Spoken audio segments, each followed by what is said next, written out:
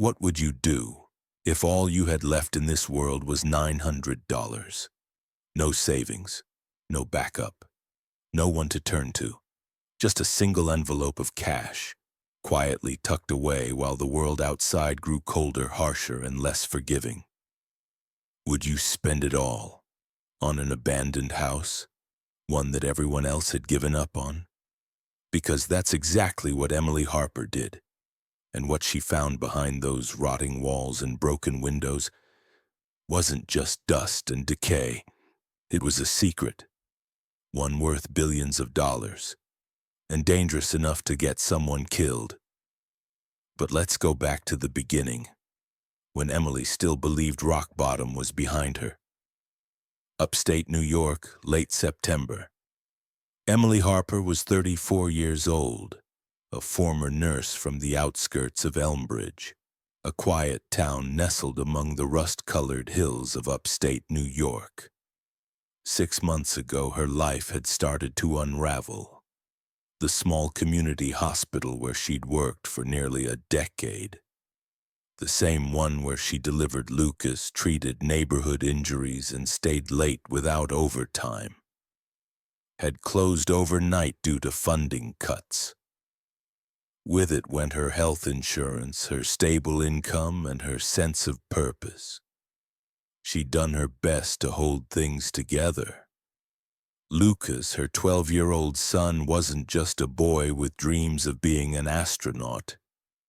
He suffered from severe asthma, the kind that needed expensive medication, a clean environment, and frequent checkups.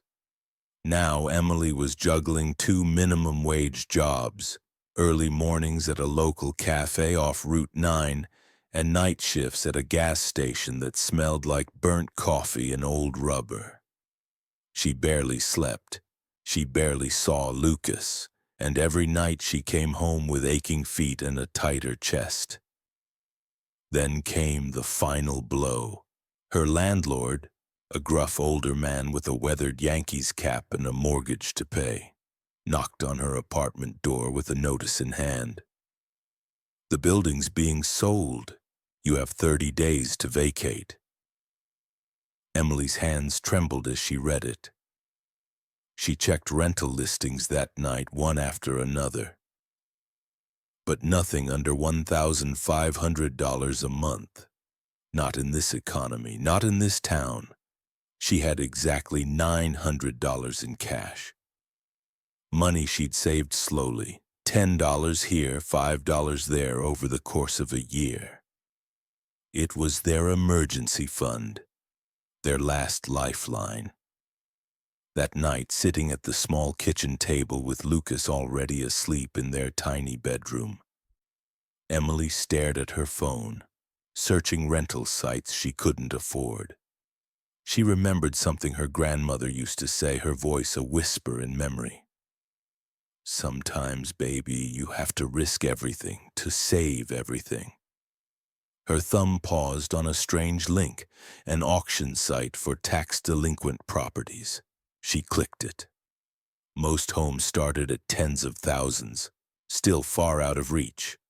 But then, something caught her eye. A listing. 1,800 square foot farmhouse, 3.2 acres, significant damage, no utilities, vacant over 15 years, starting bid, $750. Address, 1486 Ridge Hollow Road, Elmbridge County. The photos were eerie, peeling white paint, broken shutters, vines choking the porch. It looked like the setting for a ghost story. But it was a house, a real house, and the starting bid was less than her monthly rent. The next morning she met her best friend Jenna Morales, a high school teacher with the kind of realism Emily had lost lately, at the local diner. "You've lost your damn mind," Jenna said, her coffee steaming between them. "Emily, a place like that? It probably has black mold. The floors could cave in. And what about Lucas, his lungs? No heat, no air filters? Come on."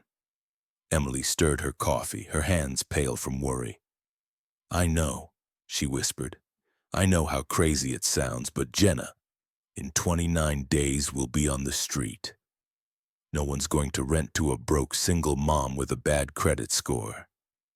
This might be the only shot I've got at something that's actually ours. Emily called in sick to the cafe. She wore her old interview coat, a navy blue wool one she hadn't put on in years. She dropped Lucas off at school with a kiss and a shaky smile. Wish me luck, okay? For what? He asked, puzzled. I'll tell you later, maybe, if there's good news. The county courthouse loomed like a stone giant. Cold, echoing marble floors, long hallways with stern faces.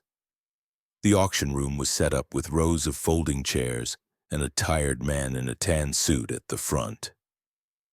Emily sat in the back, clutching her purse with the envelope of cash inside.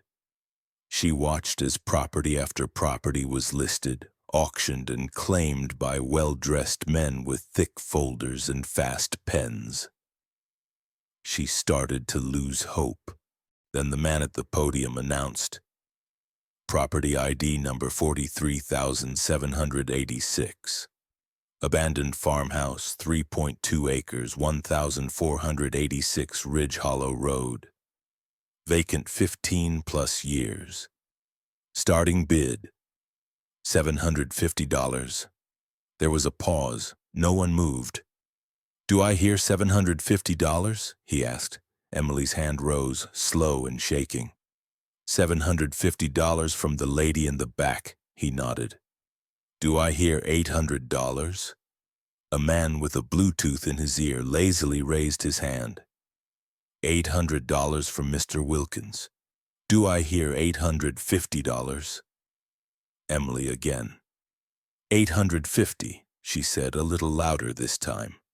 Wilkins looked up briefly and shrugged. $900, he muttered, not even taking out his earbuds. Do I hear $950? Emily froze. She had no more. That was all she had. She stood. $900, she said. Same as him. The auctioneer looked confused. Ma'am, the bid is already at $900. I need $950. I don't have $950, she said, voice trembling. But it's all I've got, every penny, please. There was a long silence.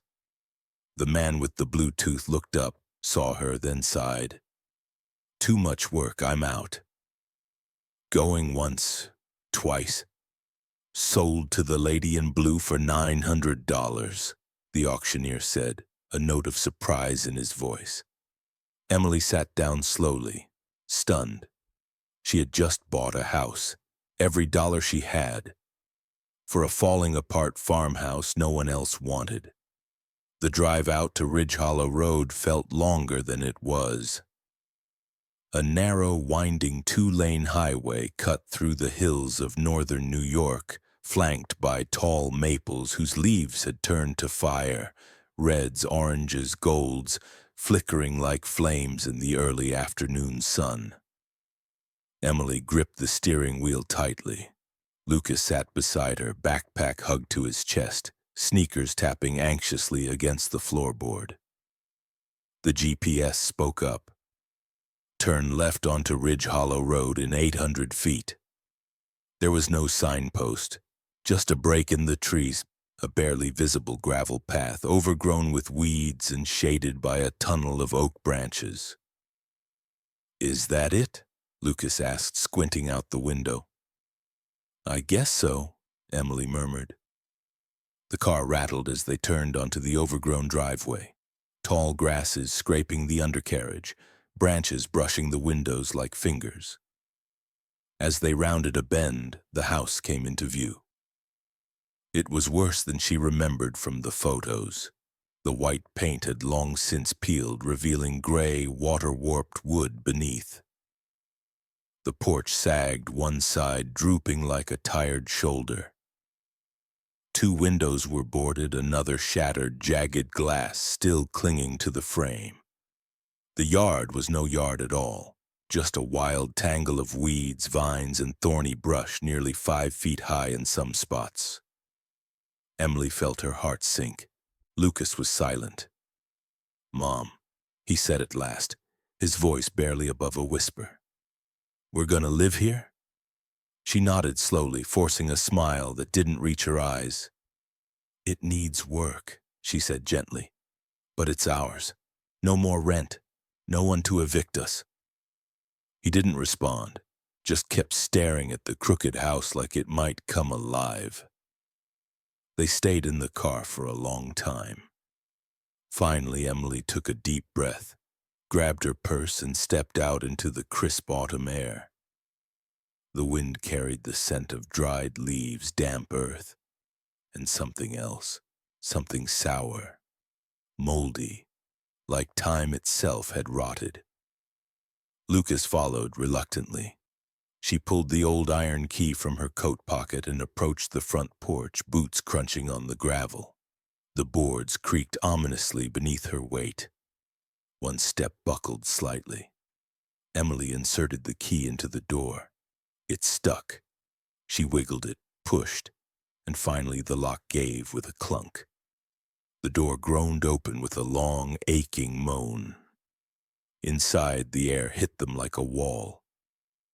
Stale, thick with dust and mildew, tinged with the faint odor of animals that had claimed the place as their own. Emily flicked on the flashlight app on her phone and stepped cautiously inside. The living room was a time capsule of decay. Plaster had fallen from the ceiling in chunks. A once lovely rocking chair sat tipped on its side, its cushions chewed and shredded. Mouse droppings dotted the baseboards. The light through the windows was dim and brown, filtered by years of grime. Lucas trailed behind, covering his nose. "Is it haunted?" he asked quietly. Emily glanced at him. "Only by time," she said, "and maybe bad decisions." They explored the downstairs slowly. A dining room with a broken chandelier, a small kitchen with rusted appliances, and a bathroom with a clawfoot tub and cracked mirror. Every room held echoes of a life once lived, and a silence that pressed against them like fog. "Can we go upstairs?" Lucas asked, still curious, still a kid.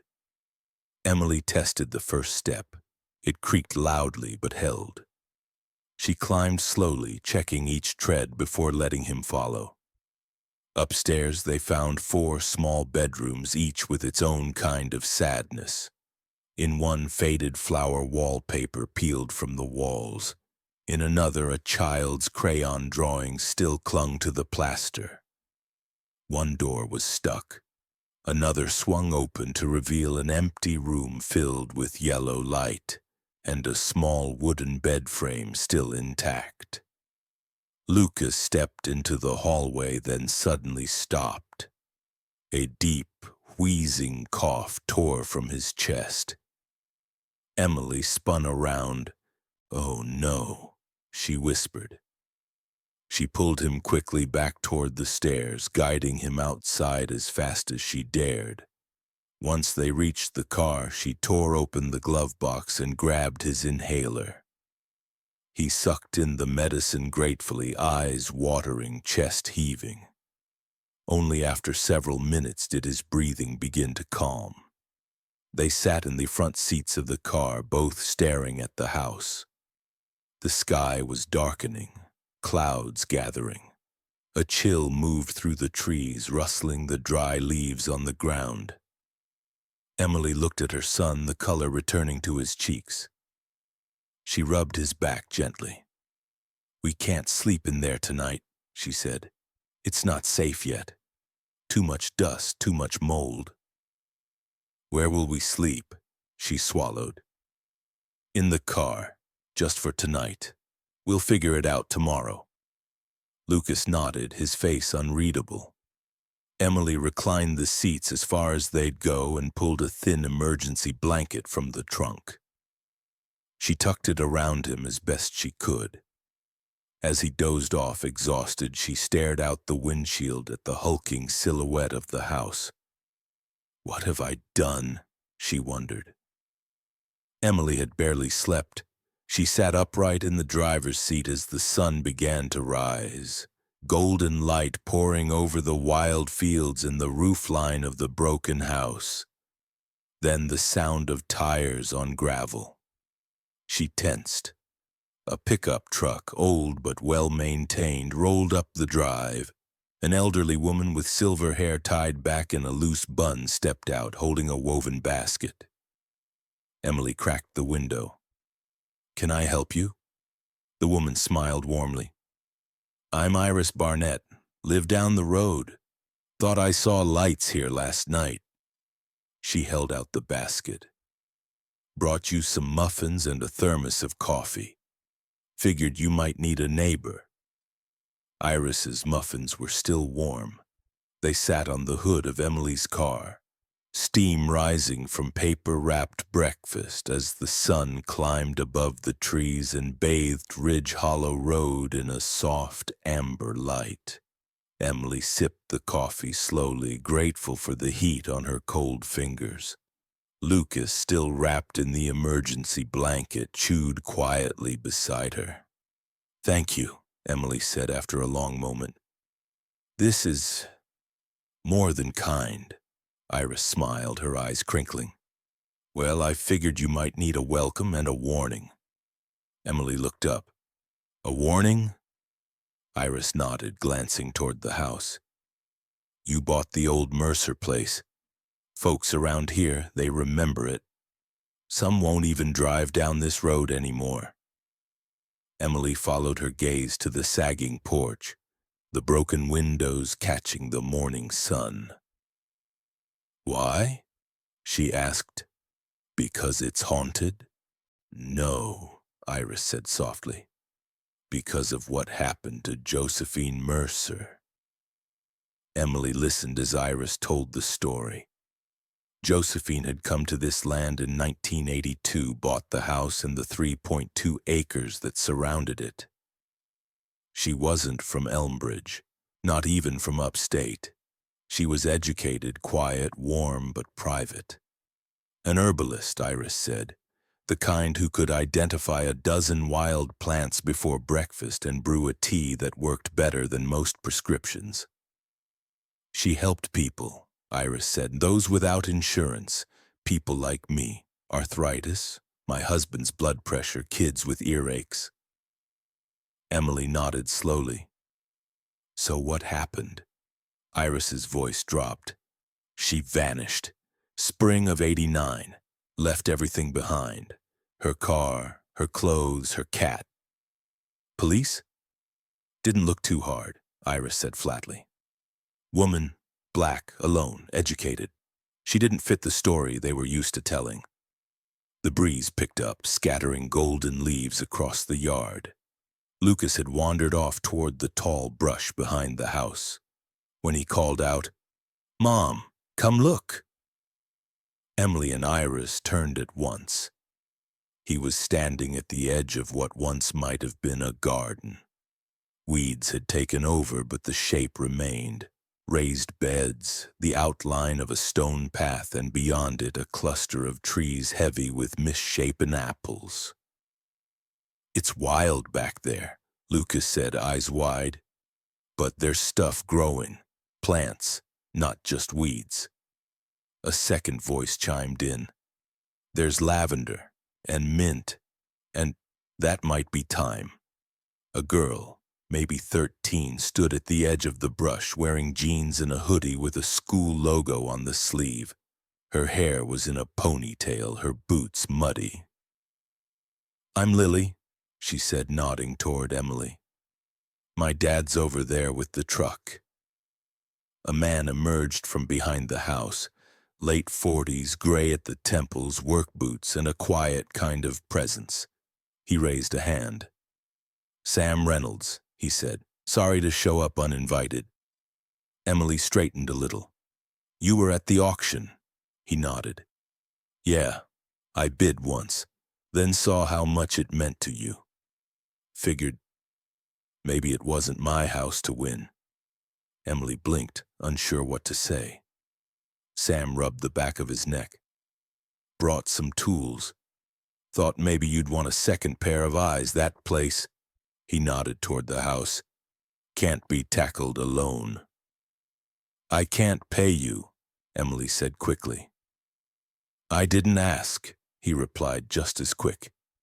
Besides, no one should have to face the Mercer house by themselves. That evening, with the sky fading into soft blue, Emily stood at the edge of the overgrown garden. Iris had gone. Lily and Lucas were still poking around the orchard, laughing like they'd known each other for years. Sam stood beside her, his voice low. This place, it's waiting for something.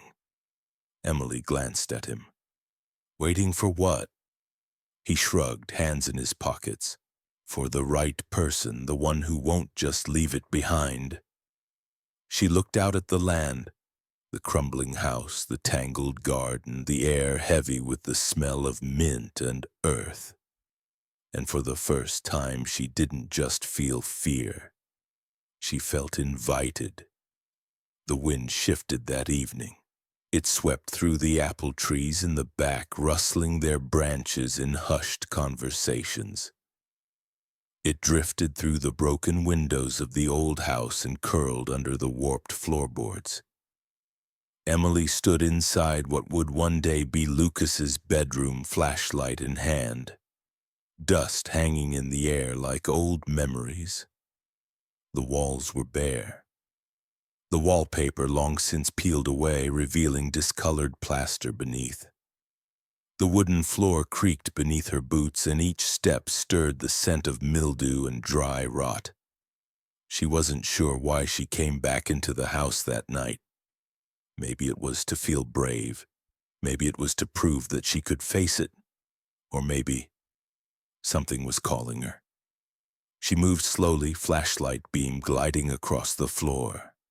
Then she felt it. One board beneath her foot shifted. It moved, not much, but enough to notice. She knelt, brushed away the dust, and gently wedged the corner of her tool knife beneath it. With a little effort, the board came loose. Beneath it was a small, hollow cavity. She reached in, heart pounding. Her fingers brushed cool metal.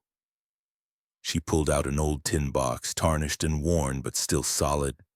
No lock, just a simple latch. Emily hesitated. It felt like a moment that didn't belong to her, as if she were opening someone else's memory. But this house was hers now. Its history, its weight, its secrets. She opened it. Inside were 3 items: a leather-bound journal, a small stack of photographs, and an ornate brass key, heavy and strange in her palm. The journal smelled of time, old paper, ink, and lavender. On the first page, in graceful, neat handwriting, property of Josephine Eleanor Mercer. April, 1982. Emily's hands trembled as she turned the next page. It wasn't a diary of feelings. It was a field notebook. Detailed entries about the plants Josephine had cultivated, sketches of garden layouts, medicinal uses, weather conditions, and chemical notes. She had been more than an herbalist. Josephine was a scientist. Emily turned to the final entries. The writing had changed, hurried, uncertain, as if her hand had started to shake. RP visited again today. His offer has increased 7 figures now, but I can't. I won't. This compound isn't for profit. It's for people. He said things might get difficult if I refuse again. Emily stopped breathing. If anything happens to me, the truth is hidden where only the right person will find it. She looked down at the brass key in her palm. Something cold passed through her. This house, hadn't just been abandoned, it had been silenced. Later that night, she sat outside the camper trailer Sam had brought for them. Lucas fast asleep inside, the moon high and full above the ridge. She stared at the journal in her lap, the pages fluttering in the breeze. She looked up at the house, its windows dark and broken, its porch sagging like an old man's spine. And for the first time, it didn't look empty. It looked like it was waiting. Emily showed the journal to Sam. He read in silence, the muscles in his jaw tightening as he reached the final pages. "I worked on that house once," he said, "for Josephine, maybe a year before she vanished." "You knew her?" He nodded slowly. "She helped my wife with the pain, cancer. She couldn't cure it, but her teas, her salves, they gave my wife peace when nothing else did." He paused. "I never believed she just ran away, not Josephine." Emily held up the key. "Do you recognize this?" Sam took it in his calloused hands, his brow furrowed.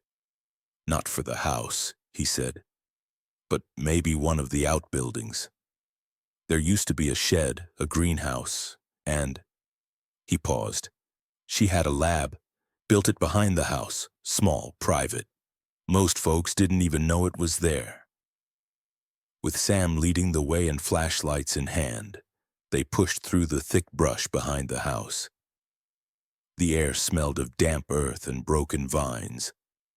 And then they found it. Half hidden under ivy and brambles stood a small concrete structure, low and solid, almost bunker-like. The metal door was rusted but intact. At the center, an old-fashioned keyhole. Emily stepped forward, fingers trembling. The brass key turned smoothly, as if it had been waiting. The door creaked open. Inside, the air was still and cold. A single room, maybe 12 feet wide, filled with glass jars, dried herbs, old scientific equipment, shelves of notebooks, and a large central workbench.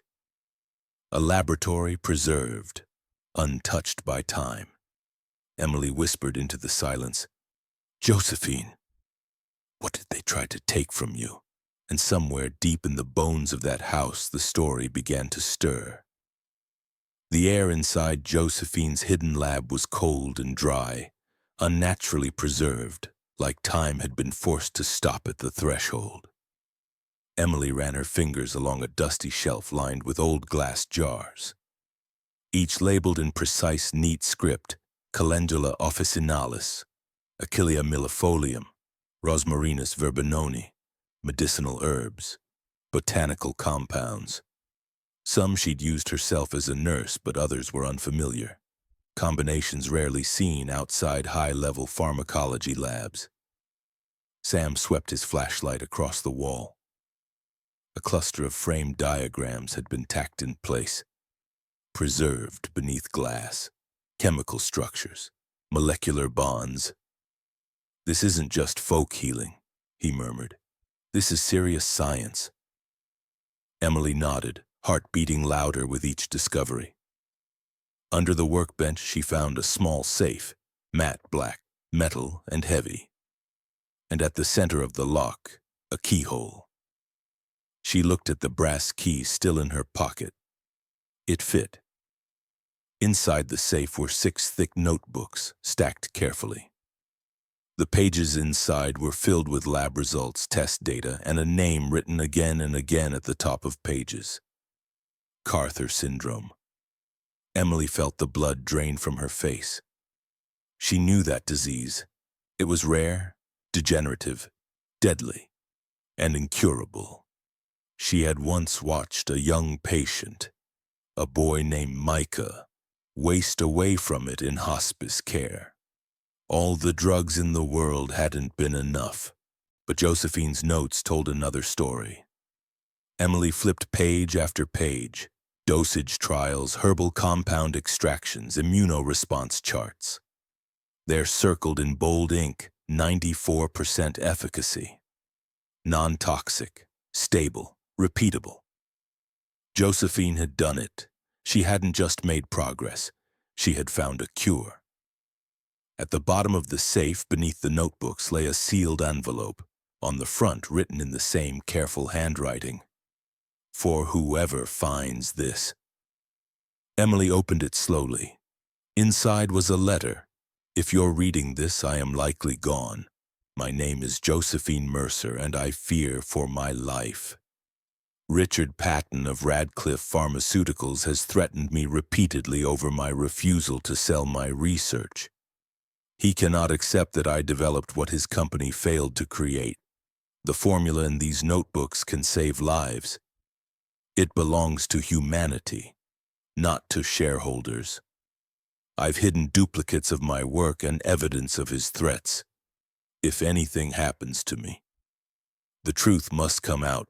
The house chooses its guardian wisely. Josephine Mercer, May 16, 1989. Emily let the letter fall into her lap.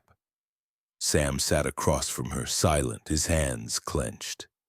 Neither spoke for a long time. The lab around them was quiet, but not peaceful. It felt charged, like the room had been waiting decades for this moment. They walked back to the trailer in silence. Emily kept the journal pressed against her chest. Sam carried the notebooks in a sealed box. As they reached the camper, Lucas ran to meet them. "Mom, someone was here?" "What do you mean?" Emily asked sharply. "A car, black, with tinted windows. He parked on the road and just watched. For like 10 minutes. Then he left." Emily felt a chill crawl down her spine. Sam didn't hesitate. "We need to lock this all up. Now." That night, Emily sat at the small kitchenette in the trailer, staring at Josephine's final entry. Somewhere out there was a man, or maybe many, who would rather see a woman disappear than lose control of a billion-dollar cure. And now, they knew someone had found it. She closed the notebook slowly. Josephine hadn't just discovered something powerful. She had died for it. The next morning, a knock at the trailer door. The knock came just after sunrise. Emily opened the door cautiously. A tall man in a tailored gray suit stood outside. His smile was pleasant, but his eyes were sharp. "Miss Harper," he said smoothly. "Thomas Wright. I'm with the county assessor's office." He handed her a card. Emily took it slowly. "We're conducting a follow-up audit on several recent property transfers, including yours. There may have been irregularities." "What kind of irregularities?" she asked. "Oh, technical things, listing errors, notification delays. In the meantime, we ask that you refrain from occupying the home until the review is complete." Emily stiffened. "We're not living in the house." "Nevertheless," he said, still smiling, "the land is included in the review." Then his voice dropped just slightly. "Of course, there is another option. The county can offer you $20,000 to relinquish your claim. Cash. Today." Emily's stomach turned. This wasn't about permits. This was a warning. She glanced at the card again. There was no official seal. The paper felt wrong. Behind her, Sam appeared. "You'll need to provide that in writing. My cousin's a lawyer." Wright's smile faltered for a split second.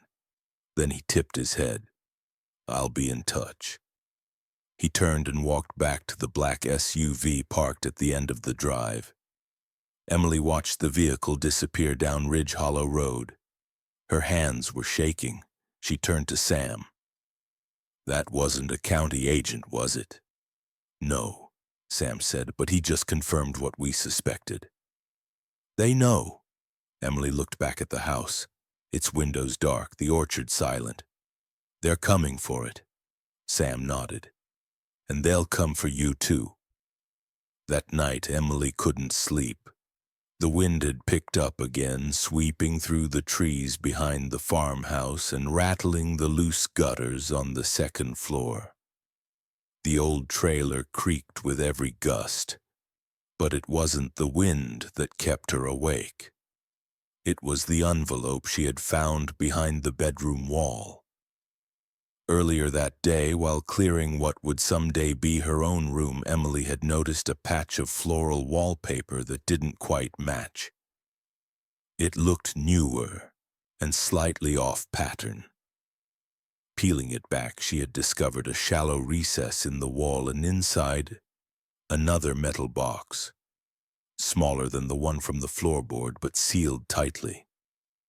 Inside, wrapped in yellowing paper and bound with string, she had found a series of newspaper clippings dated spring of 1989, all about Radcliffe Pharmaceuticals, their failed attempts to develop a cure for Carter syndrome, and the sudden collapse of their trial program. A letter from Josephine dated May 17, 1989, speaking of her growing fear. And most chilling of all, a cassette tape labeled in faded pen. May 10th, 1989, Richard final visit. Now at 2:13 a.m., Emily sat alone in the trailer's tiny dining nook staring at the old cassette. She had borrowed an ancient tape player from Iris earlier that evening, the kind with a cracked speaker grill and buttons that stuck. Emily slid the cassette into place. She pressed play, the tape word, then the sound of footsteps, and then a voice, calm, female, clear. Josephine Mercer. I told you, Richard, my work is not for sale. A pause, then another voice. Male, controlled, cold, Richard Patton. Everyone has a price, Dr. Mercer. Name yours. It's not about money. Josephine's voice held no fear, only steady defiance. You want to patent this compound, charge patients thousands of dollars. I want it to be available to anyone who needs it. Be reasonable, Patton said smoothly. Development costs money, trials, manufacturing. You're just a woman growing plants in the woods. And I succeeded where your entire research division failed. That remains to be seen, Patton replied, voice tightening. There was a rustling sound. Paper, perhaps. And then Josephine again. I've already documented everything. It exists, with or without you. Then you're making a very dangerous mistake, Patton said coldly. You're alone out here. No staff, no partners. You're vulnerable. Is that a threat? It's a fact. Accidents happen. People disappear. Then came silence. Just the hiss of static and the sound of a chair being pushed back. The tape clicked to a stop. Emily sat frozen. Her hands trembled on the edges of the table. Her breath shallow. She had just heard a billionaire pharmaceutical executive threatening a woman. Days before she vanished. This wasn't conspiracy anymore, this was proof. She called Sam. He arrived 10 minutes later, hair tousled, face pale in the flashlight beam. Emily played the tape again. He listened without interrupting. When it ended, he looked up. This isn't just important, he said. This is enough to open a federal investigation. Emily nodded slowly. But we can't go to the local sheriff. Not after the fake assessor. Not with Patton's influence. Then we go higher, Sam said. He took a breath. I know someone. The next morning. Dr. Ella Chen. Dr. Ella Chen had once been Emily's supervisor back at the hospital. A brilliant medical researcher known for her integrity, her stubborn honesty, and her ability to spot brilliance in the most overlooked places. Emily hadn't spoken to her in over a year, but she called her anyway. Emily? Is everything okay? No, Emily said, but I think I've found something that could change everything, and I need your help." They met that afternoon in a quiet corner booth of a diner 2 towns over. Emily brought copies, not originals, of the most crucial pages of Josephine's journal and a digital recording of the tape. Dr. Chen listened, read, then sat back slowly. "This woman," she said softly, "was 20 years ahead of her time. She discovered a botanical protocol that modern labs still haven't cracked." She looked up. "Do you understand what you found, Emily?" "I think so," Emily replied, "but I need to hear it from someone like you." Dr. Chen's voice was firm. "You found a billion-dollar breakthrough, but more than that, you found a murder cover-up. This is the kind of truth that changes lives and costs them." Dr. Chen made several calls that evening. To her colleagues in bioethics, patent law, and medical justice. One name came up again and again, the FBI. But first, Emily had to prepare. "Scan everything," Dr. Chen said. "Upload it to the cloud. Store it in at least 3 places. If someone tries to stop you The truth should still get out." Emily nodded. And for the first time since the day she bought the house, she didn't feel alone. Emily didn't hear the car, didn't see it pull up. She had just finished backing up the documents, Josephine's journals, the scanned tape, the legal notes, into cloud storage, external drives, and a burner email account Sam had helped her create. Then her phone rang. No caller ID. She let it ring. It rang again, and again. Finally, she picked up. A voice, calm, male, clipped, answered before she could speak. "Miss Harper, I'm told you've uncovered some material of interest." Emily froze. "Who is this?" "Someone offering you a solution before things get irreversible." The line went quiet for a beat. $1 million. For the property, for the contents, and for your silence. Emily's mouth went dry. "This house is not for sale." "You misunderstand," the voice continued. "We are not interested in the real estate. We are interested in what was left behind." Emily's knuckles turned white as she gripped the phone. "And if I say no, then I'd ask you to think of your son. Lucas, isn't it? 12 years old, chronic asthma, very vulnerable." The world stopped. Emily's heart thundered in her ears. "Are you threatening my child?" "I'm pointing out a reality. Children get sick.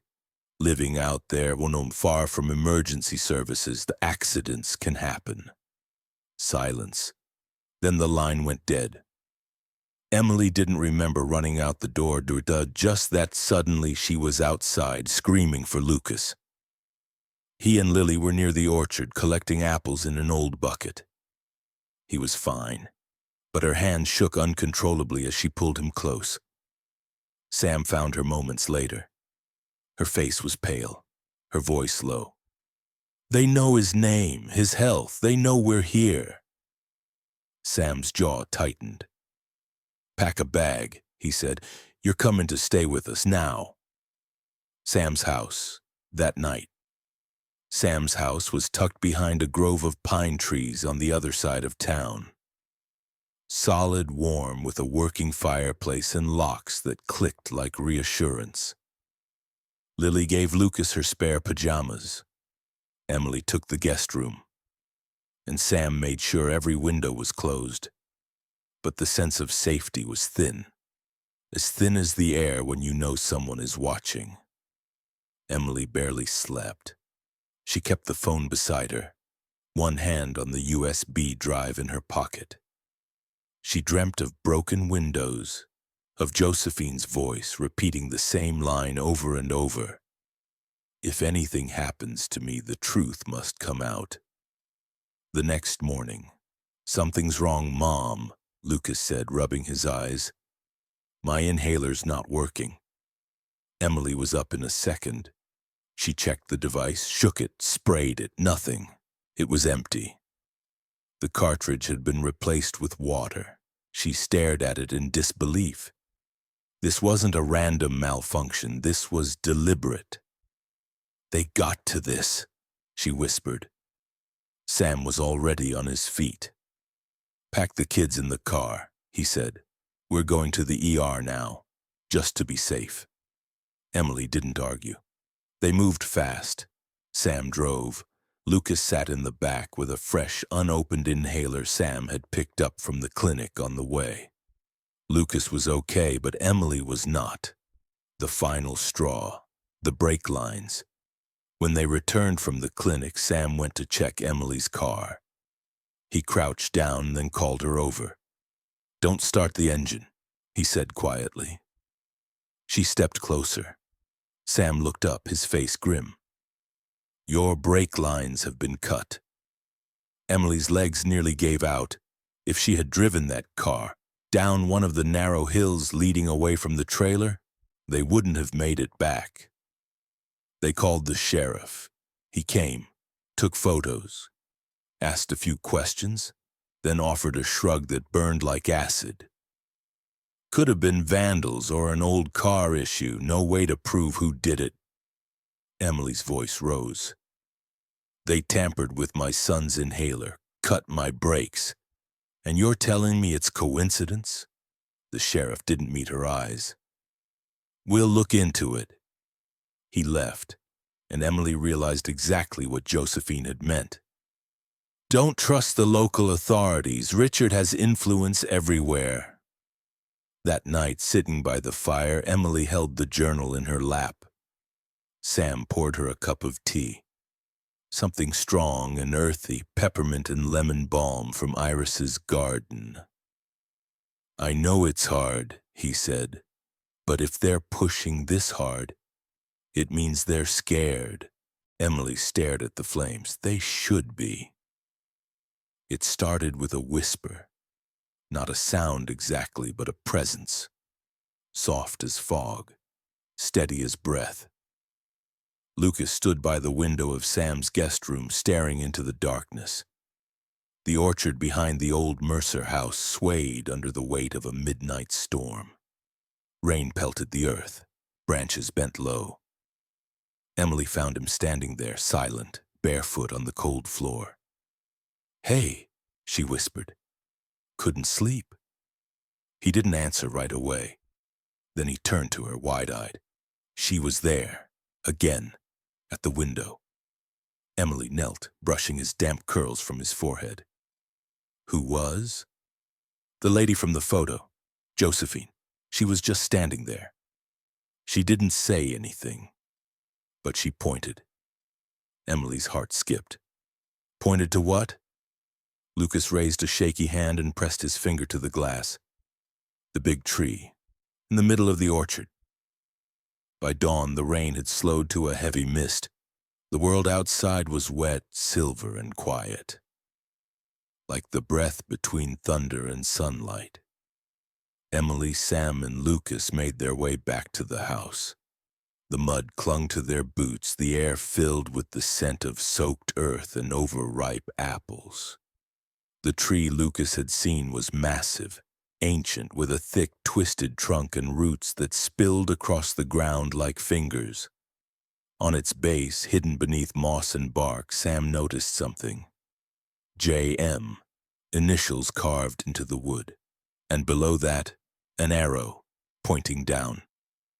She buried something, Emily said softly. Sam fetched the shovel from his truck. Lucas held the flashlight. They dug. The ground was tough, packed with years of rain and roots and silence. But then, after a few feet, clunk. Wood against metal. A sealed container, waterproof, worn but intact. Emily brushed the dirt away with her sleeve. Her hands shook as she lifted it from the ground. Inside were a micro-cassette recorder, a stack of documents wrapped in oilskin, and a final yellowed note. If you're reading this, I didn't make it. This tape holds my testimony. The documents are my proof. I've hidden more in the forest, coordinates included, but this is the core, the heart of the truth. Radcliffe must never own it, not Richard Patton, not his son, not the legacy of men who build empires on silence. Let the truth be known. Josephine Eleanor Mercer, May 18, 1989. That night in Sam's living room as thunder rumbled far off over the mountains, Emily pressed play on the microcassette. Josephine's voice emerged, quiet, steady, tired. She spoke of the formula, of Radcliffe's failures, of Richard Patton's threats, of the moment she realized she was going to die. He told me I could vanish or cooperate, that no one would believe me, that a black woman living alone in the woods would never be remembered. Emily's eyes filled with tears. But someone will find this. Someone will listen. Someone will carry it forward. If that's you, thank you. When the tape ended, no one spoke for a long time. Then Lucas, curled up on the couch, whispered, "She's not gone, Mom, not really." Emily turned to him, surprised. He nodded. "She's still here, watching, waiting." "For what?" Emily asked softly. "For you to finish what she started." The next day, the first call, Emily contacted Dr. Chen, sent copies of the documents, the tape, the map with the coordinates to the forest. "We're bringing this to the FBI," Dr. Chen said immediately, "and the press. This can't stay quiet any longer." Emily nodded. She looked out the window toward the ridge where the old house sat, broken but defiant. The truth had been buried, but it had found its way back, and it had chosen her to speak again. They met at the FBI field office in Albany 2 days later. Emily arrived with Sam and Dr. Chen. She wore the same navy blue coat she had worn to the courthouse the day of the auction, a symbol now of what one act of courage had awakened. The agents were ready. They had already begun their background checks quietly. Dr. Chen had called ahead. When Emily handed over the USB drive containing Josephine's journals, the microcassette recordings, and the photographs of Richard Patton at the farmhouse in 1989, the room went still. Then came a single sentence from the lead agent. "We've been waiting for something like this." The FBI had an open file on Richard Patton for years. Allegations of corporate espionage, suppressed research whistleblowers who had disappeared. But nothing had stuck. No hard proof. No testimony they could legally move on. Until now. With the tape, the letters, the scientific documentation, and, most damning of all, Josephine's recorded final testimony, the case had finally opened. And it opened wide. The story breaks nationally. That same evening, Dr. Chen made one more call, this time to Catherine Weiland, a veteran investigative reporter for the National Journal of Health and Ethics. By the end of the week, the headline went live. "Murder Genius, the herbalist who discovered a cure and paid the price." Within hours, it was picked up by national outlets, CNN, the New York Times, NPR, ProPublica. Then came the morning TV shows. Emily Harper, single mom, former nurse, was suddenly the face of a discovery that had been silenced for decades. The story was everywhere. A brilliant black woman scientist disappeared in 1989 after refusing to sell her groundbreaking cure. A multi-billion-dollar pharmaceutical company suppressed the evidence. And a desperate mother with just $900 unknowingly bought the house that held the truth. Twitter exploded. Hashtags trended. "Justice for Josephine. Radcliffe exposed." People who had been treated by Josephine, old neighbors, former patients, came forward with memories, letters, even saved remedies. The world had forgotten Josephine, but now it was remembering. Legal fallout begins within 72 hours. Radcliffe Pharmaceutical's stock dropped 22%.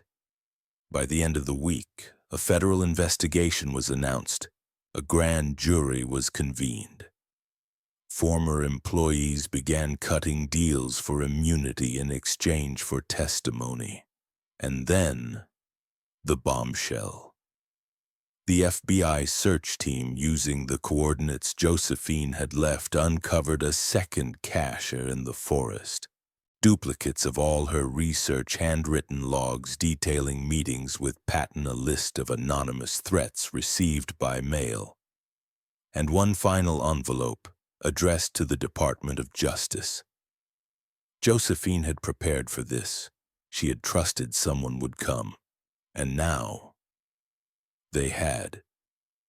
Medical review and patent filing. Dr. Chen, with her contacts in Harvard and Stanford, began the process of verifying and modernizing Josephine's formula. Preliminary analysis showed safe botanical compounds, high efficacy in lab trials, a non-toxic, low-cost treatment for Carter syndrome. Emily filed for a protective patent, not in her name, but in Josephine's. She created a foundation using donations and grants to ensure the treatment would be made accessible, at cost, to patients around the world. The foundation's name? The Mercer Trust. Mission: to protect discoveries born in silence, to heal, to honor, to never forget. Back in Elmbridge, 1 year later, the Mercer farmhouse had changed. The sagging porch had been rebuilt, the windows restored. The gardens, wild with herbs and fruit trees, had been preserved, not manicured. Visitors came from across the country to walk the orchard, to stand at the oak tree where the truth had been buried. And in the newly rebuilt lab behind the house, now a memorial and education center, Emily often found herself reading Josephine's journal aloud to school groups, medical students, and researchers. Lucas, now 13, gave tours of the gardens. His asthma, curiously, had improved since they'd moved in. The final scene, in the study one evening long after the last visitor had gone home. Emily sat alone in the study. Josephine's photo rested on the mantel, the one with her standing tall in her garden, mismatched eyes glowing with mischief and wisdom. Emily sipped her tea, the scent of lavender drifting in from the open window. She closed her eyes and whispered, "You were right, Josephine. The house, it chose its guardian." Then she added more quietly, "Thank you for trusting me." The curtain stirred, and for a moment, just a flicker, she thought she saw a woman with wild hair and a long linen dress step past the window. When Emily looked again, the garden was empty, but the feeling remained. She was never truly alone in this house. Epilogue. Message to the audience. Sometimes all it takes is one act of courage, one person who refuses to stay quiet, one truth that refuses to die. If you believe in second chances, if you believe forgotten voices still matter, then share this story. Because justice delayed isn't justice denied if someone keeps the light on.